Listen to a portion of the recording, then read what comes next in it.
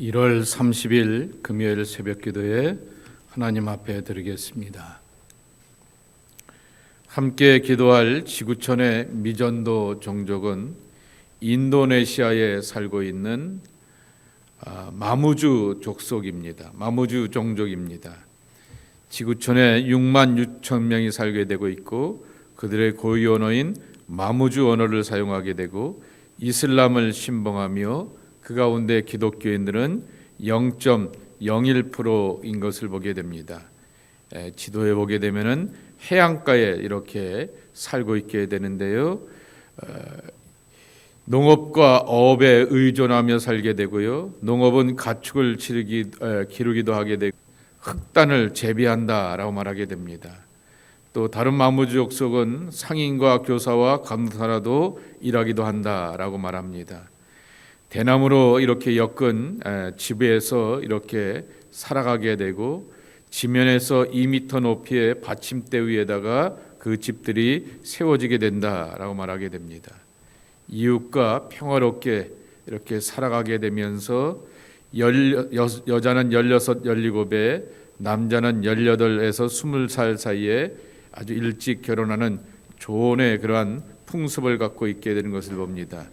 대가족제를 선호하게 되고 종교 지도자와 군 정부에서 임명하는 공무원들이 그들의 지도자가 되어서 영향력을 행사하게 되는 것을 보게 됩니다.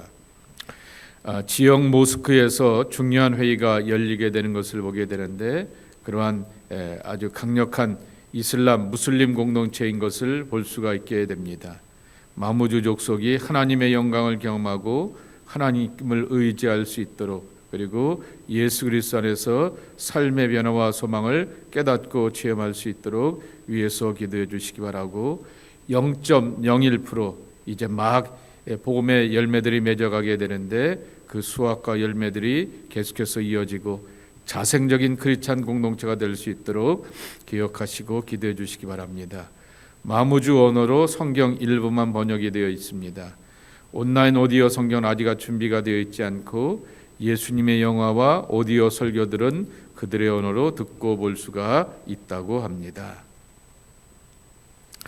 오늘은 창세기 21장입니다.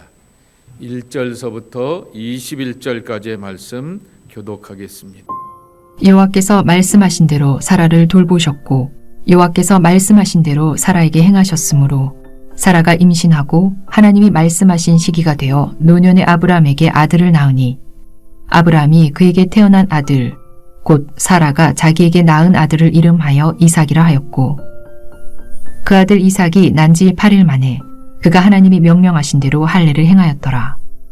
아브라함이 그의 아들 이삭이 그에게 태어날 때에 100세라.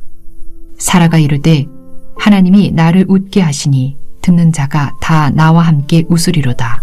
또 이르되 사라가 자식을 젖먹이겠다고 누가 아브라함에게 말하였으리오마는 아브라함의 노경에 내가 아들을 낳았도다 하니라.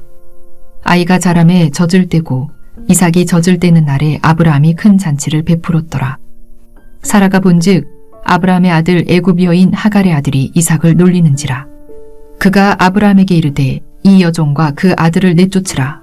이 종의 아들은 내 아들 이삭과 함께 기업을 얻지 못하리라 하므로 아브라함이 그의 아들로 말미암아 그 일이 매우 근심이 되었더니 하나님이 아브라함에게 이르시되 내 아이나 내 여종으로 말미암아 근심하지 말고 사라가 네게 이른 말을 다 들으라. 이삭에게서 나는 자라야 내 씨라 부를 것임이니라. 그러나 여종의 아들도 내 씨니 내가 그로 한 민족을 이루게 하리라 하신지라.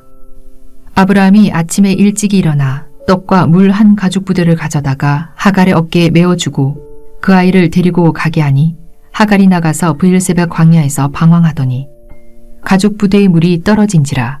그 자식을 관목 덤불 아래에 두고 이르되 아이가 죽는 것을 참아 보지 못하겠다 하고 화살 한바탕 거리 떨어져 마주 앉아 바라보며 소리내어 우니 하나님이 그 어린아이의 소리를 들으셨으므로 하나님의 사자가 하늘에서부터 하갈을 불러 이르시되 하갈아 무슨 일이냐 두려워하지 말라. 하나님이 저기 있는 아이의 소리를 들으셨나니 일어나 아이를 일으켜 내 손으로 붙들라.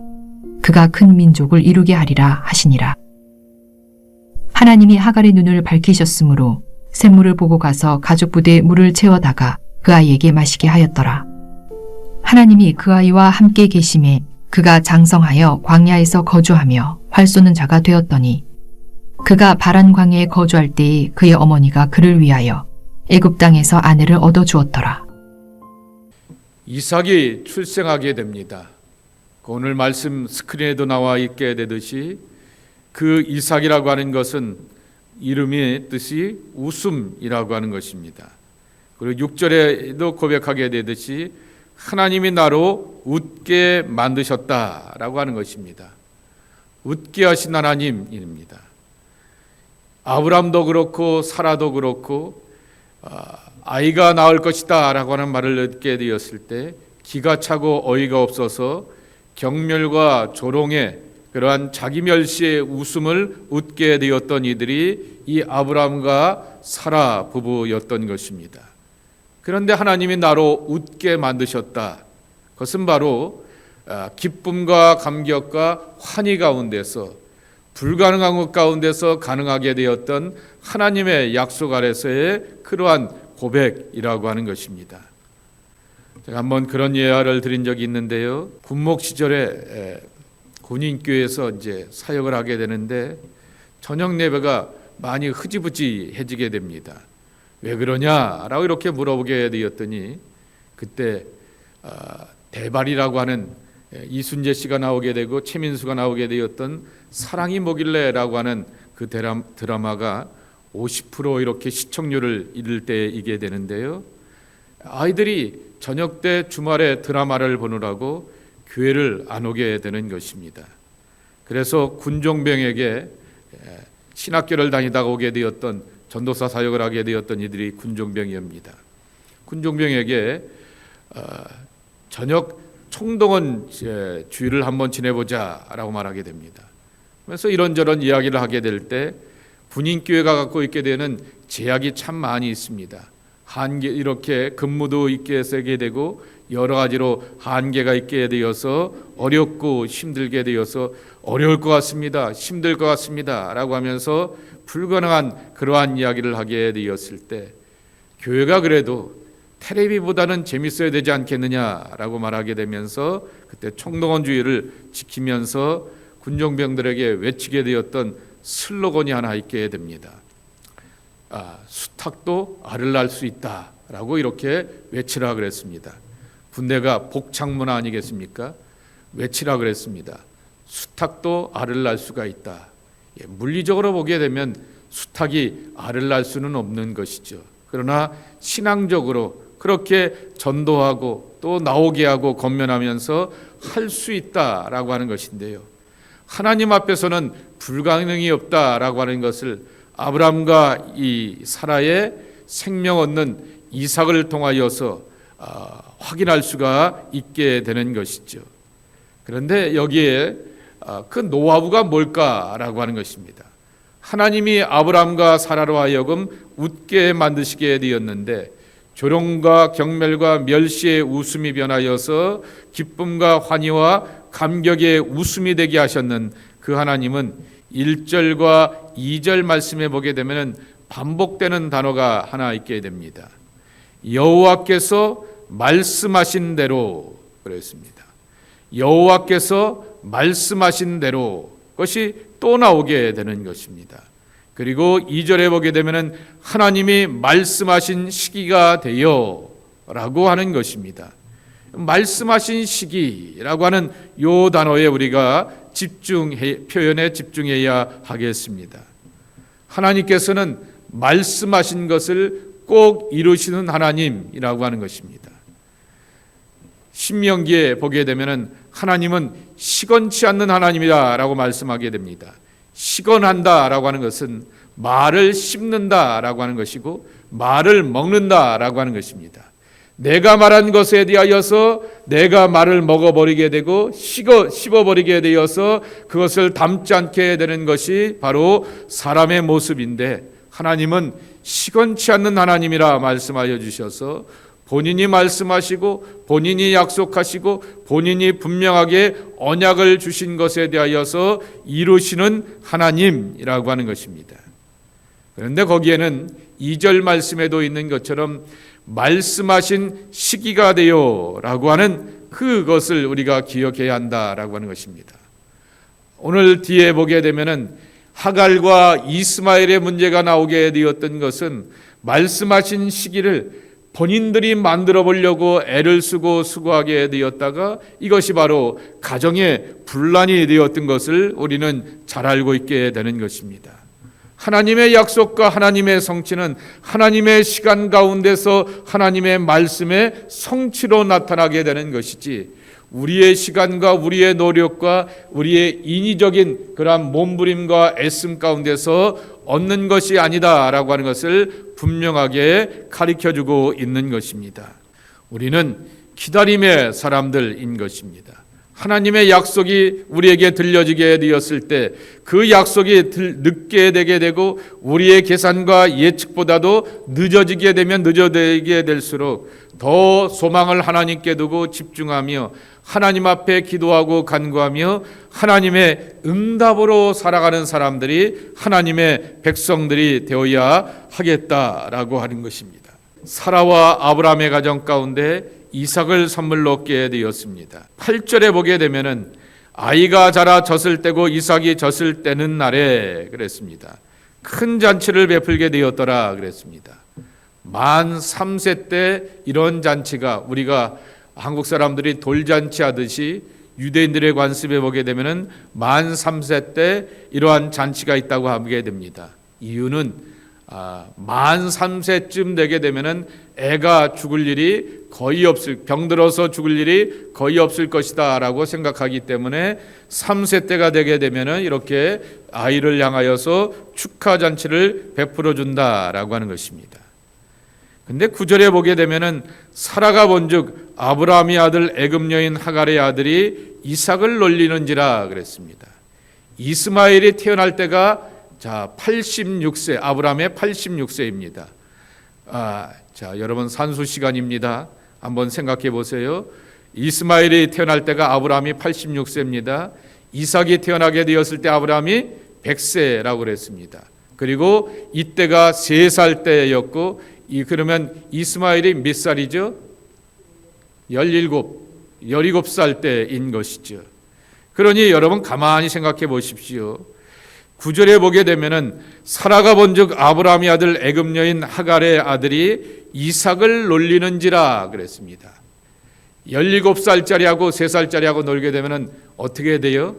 누구한테 주도권이 있겠습니까? 당연히 이 큰 아이, 다 큰 아이 앞에 주도권이 있게 되어서 엄밀하게 말하면은 놀아주는 것 자체도 대견한 거죠. 그런데 사라가 바라보게 되었을 때는 놀린다라고 말하게 됩니다. 메차헤크라고 하는 히브리어 단어인데 멸시하고 핍박하다 말하게 됩니다. 아이들하고 같이 놀게 되면서 아무래도 주도권이 이 17살짜리한테 다 있을 것입니다. 신체적으로 정선적으로 모든 것을 바라봐도 그런데 사라의 눈에는 그것이 애가 마치 서자가 적자를 향하여서 놀리는 것처럼 그렇게 그 눈에 들어오게 되었다라고 하는 것입니다. 일방적인 그러한 관계가 사라의 눈에는 불편하게 되는 것입니다. 그리고는 뭐라고 아브라함에게 요청하냐라고 말하게 되면은 10절 말씀에 보게 되면은 이 종의 아들은 내 아들 이삭과 함께 기업을 얻지 못하리라 그랬습니다. 현대인 성경에 보게 되면은 함께 유산을 나누지 못하겠습니다 말하게 되는 것입니다. 일방적으로 갖고 놀게 되니까 그렇게 일하여서 재산이 이렇게 나중에 결국에 가게 되어서 또 이스마엘이 갖고 있게 되었던 기골의 창대함도 있고 하고 그러니까 그것으로 인하여서 기업을 유산이 나눠지는 것에 대한 그것을 걱정하게 되면서 내쫓아달라라고 그렇게 요청하게 되는 것입니다. 그러면서 이 아이와 엄마를 향하여서 내쫓으라 말하게 됩니다. 하갈과 이스마엘이라고 하는 이름이 있음에도 불구하고 이 여종과 그 아들이라고 하면서 그들의 모습을 그렇게 객관화시키게 되면서 존재를 굉장히 낮추게 되는 것이죠. 당신의 아들이 아니라 여종의 아들이라고 말하게 되는 것입니다. 그러니 아브라함의 입장에서 보게 되면은 이러한 사라의 요청 가운데서 근심할 수밖에 없는 그러한 모습이었던 것입니다. 그때 하나님께서 그에게 개입하여 주시게 되는 것입니다. 12절 말씀에 보게 되면은 하나님이 아브라함에게 이르시되 내 아이나 내 여종으로 말미암아 근심하지 말고 사라가 내게 이른 말을 다 들으라 이렇게 말씀하게 됩니다. 이삭에서 나는 자라야 내 씨라 부를 것임이라 그랬습니다. 결국 하나님께서 교통정리해 주시고 하나님께서 개입해 주시게 되었다라고 하는 것입니다.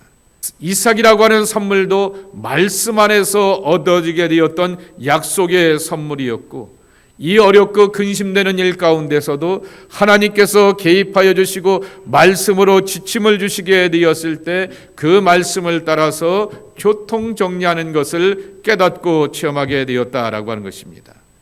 하나님의 백성들이 왜 말씀의 사람이 되어야 하겠는가라고 하는 것입니다.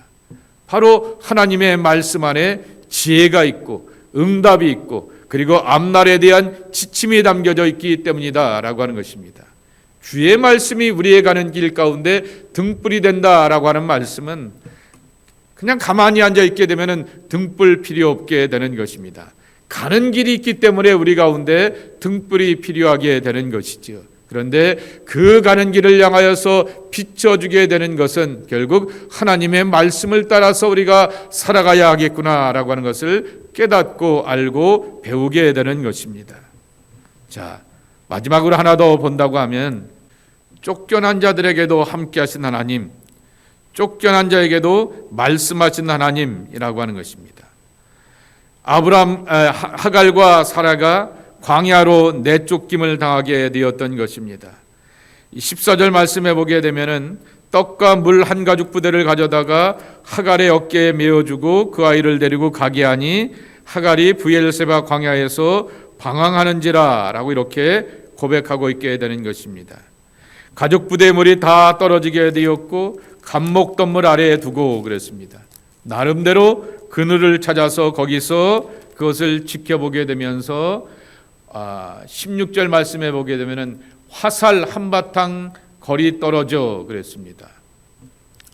이 관목더미에서 한 300m 브엘세바 광야에서 화살 한바탕이라고 하는 것은 화살을 쏟는 거리라고 말하게 되는데 옛날 사람들이 힘이 좋았는지 화살을 쏘게 되면 300m 정도까지 나갔다고 합니다.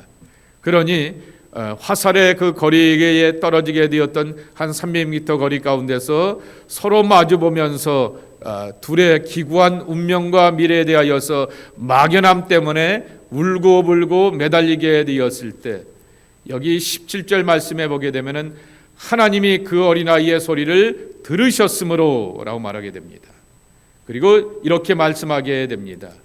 무슨 일이냐 두려워하지 말라 하나님이 저기 있는 아이의 소리를 들으셨느니라 라고 이렇게 말씀하고 있는 것입니다.